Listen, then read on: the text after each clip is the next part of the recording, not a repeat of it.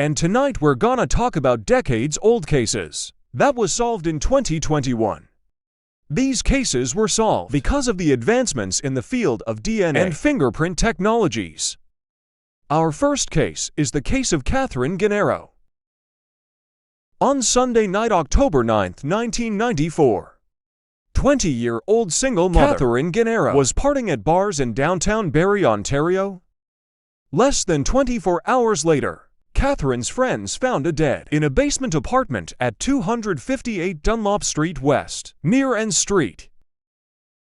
Gennaro grew up in the North York section of Toronto with her parents.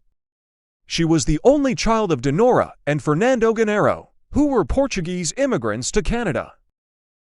At the time of her death, Catherine had a 2-year-old daughter who was with Catherine's parents in the night of October 9th. As the investigation began, it was discovered that, on that night, Gennaro had invited some people she met downtown to her apartment. It was also found that the apartment's telephone had been ripped out from the wall and was missing.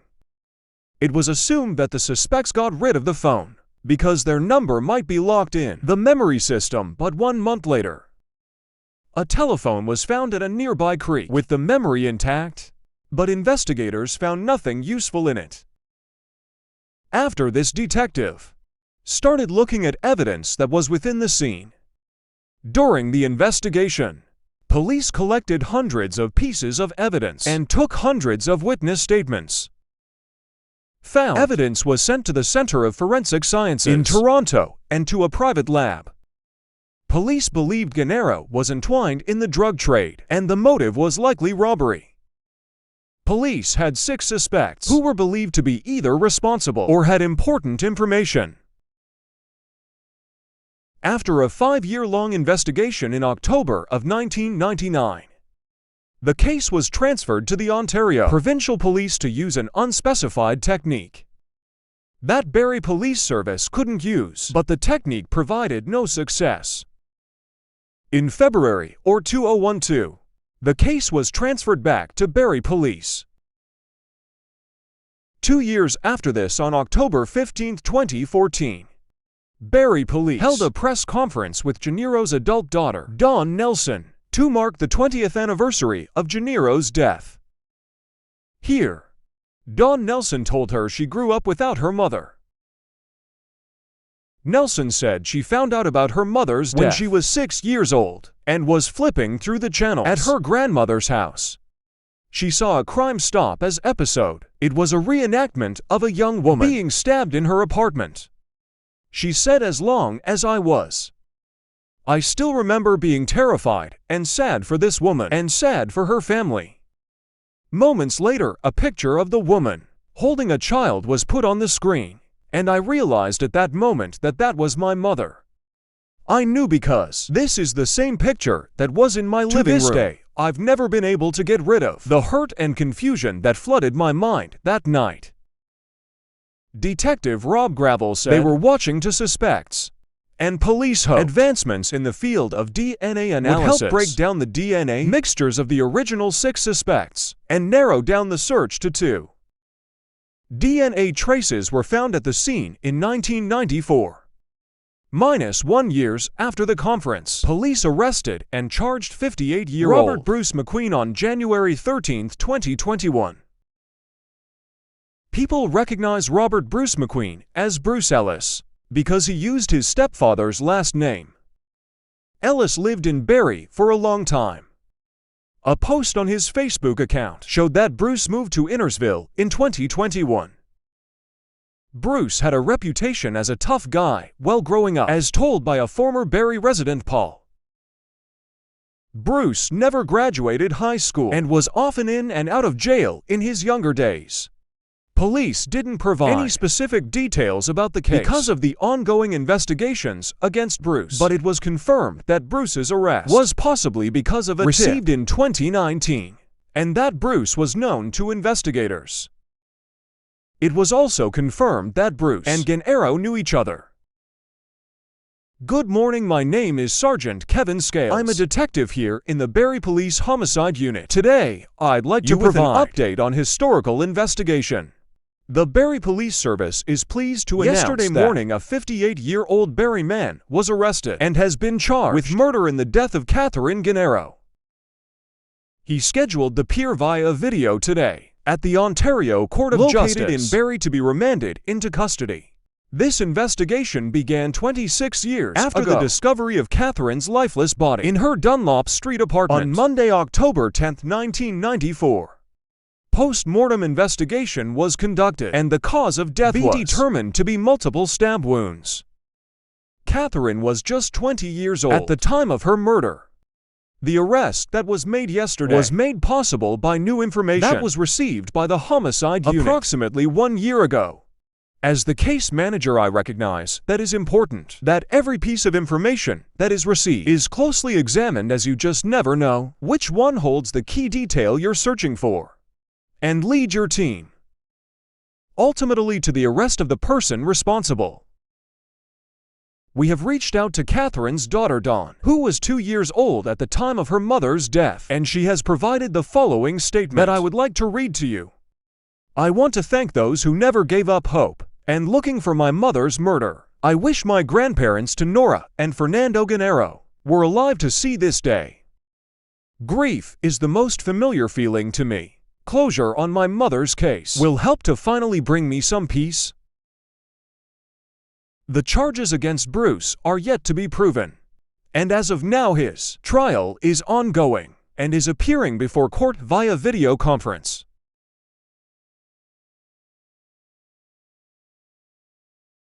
Our second case is the case of Clarity Gibbs, which was finally sold after 36 years because of genetic genealogy. In 1980, Clarita Gibbs lived on Mango Street. She was a native of Tampa and moved to Fort Myers, Florida from Houston, Texas in 1979. On June 26, 1984, Clara the Gibbs, 31, was found suffering from a gunshot wound to the abdomen off of Palm Avenue, Lincoln Boulevard by police when they responded to a call of shots being fired in the area. She was taken via ambulance to the community hospital, where she later succumbed to a wound. While collecting evidence, investigators found a rag with DNA, possibly from the suspect, but at the time testing and profiling, DNA was still in its infant stages. When police interviewed witnesses, they found out that Clarita was a known hooker. She was last seen entering a two-tone vehicle, possibly a pickup truck, just before a gunshot was heard. The driver then proceeded to dump her body at 2831 Lincoln Boulevard. Witnesses described the driver as a white male in his early 30s with brown or dark blonde hair, a thin build, and approximately 5 feet 1'0". Police weren't able to find the driver at the time, and after years of investigation, the case went cold. Then, after almost 33 years, Fort Myers Police Department's cold case unit revisited the case in January of 2017 and thought of submitting the rag with DNA to DNA Labs International. A full DNA profile was created from the found DNA and uploaded into CODA's, the FBI's National DNA Database. But there was no match for the DNA. Investigators tried again in March of 2019, just 2 years later this time, by submitting the DNA sample to Parabon Nanolabs, a DNA technology company. Parabon Nanolabs developed a snapshot profile from the DNA. Using genetic genealogy, Parabon Nanolabs found a match in genealogy databases to the found DNA in July of 2020. The DNA found on the scene was linked to 65-year-old James Glenn Drinnan of Okeechobee, Florida. As the investigation progressed, investigators found that James Drinnan lived locally in 1984. On July 27, 2020, investigators covertly obtained a DNA sample from Drinnan by going through his discarded trash. DNA Labs International confirmed that the sample matched with a DNA found on the scene in 1984.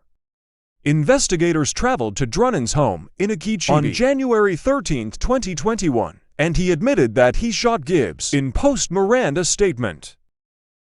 Drinnan further explained that he was a mechanic in the area at the time and Gibbs was a street worker. On the night of June 26, 1984, Drinnan tried to pick Gibbs up, hoping to get some action, but instead, she tried to rob him by pulling a gun on him. The two fought over the gun, and in the process, Gibbs was accidentally shot. Drinnan fled the scene and discarded the gun out through the window of the truck.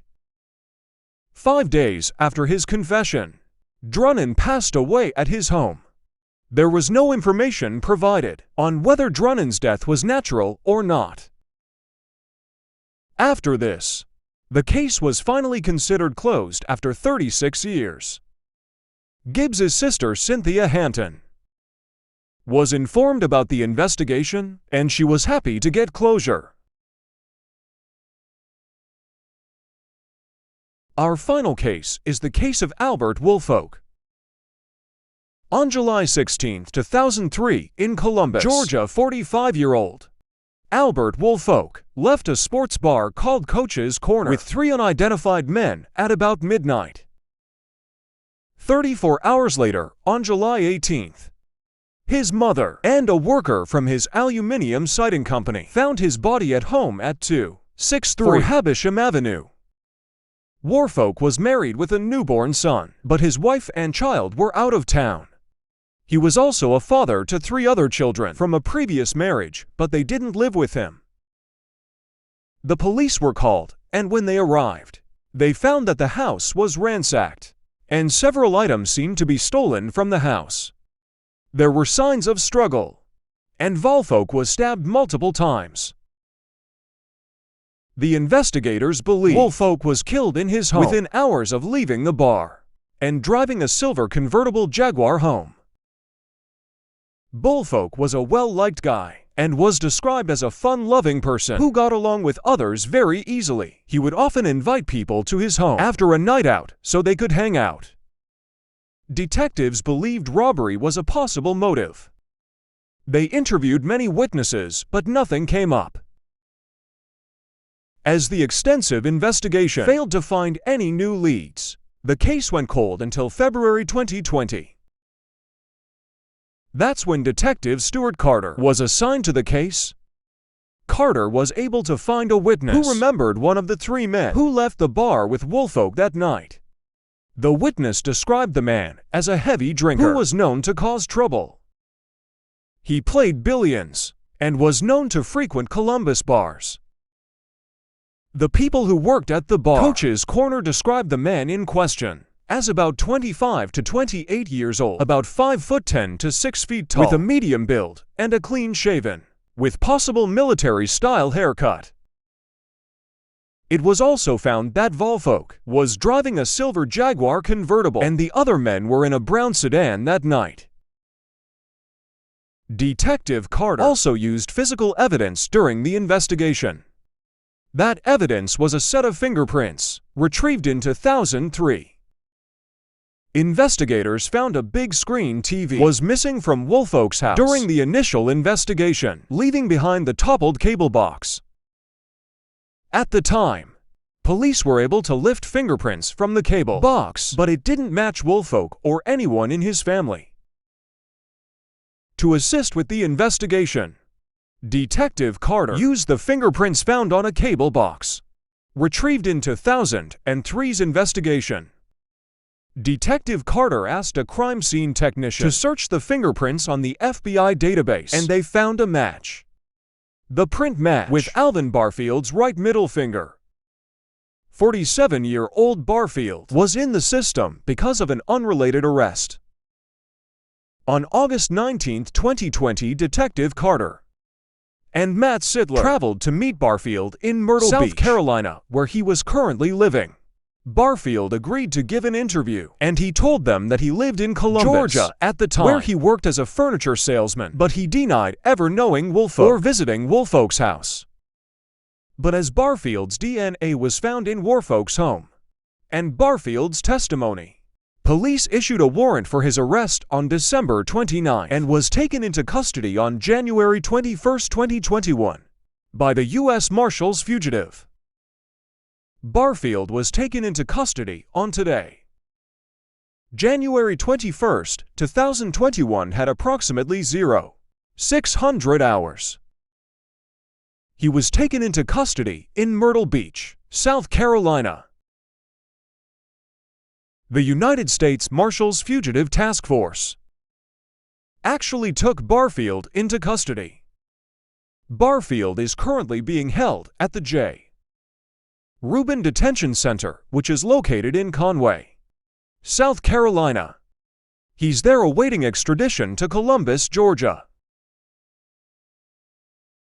Barfield was transported to the Muskogee County Jail in Columbus, Georgia on February 2, 2021. He appeared before the court on February 5 and pleaded not guilty. Barfield's attorney argued in the court hearing that Barfield wasn't a flight risk due to his cooperation with detectives, but the judge denied to set bail for him. Police have not been able to find the other two men who left the bar with Warfolk that night, and police are yet to identify a second fingerprint found at the crime scene. Detective Carter believes that it's unlikely one man could have lifted the large television screen in 2003. And that brings us to the end of the video. If you found this interesting, then be sure to subscribe and hit the notification bell because you don't want to miss what's coming next. As always, thanks for watching.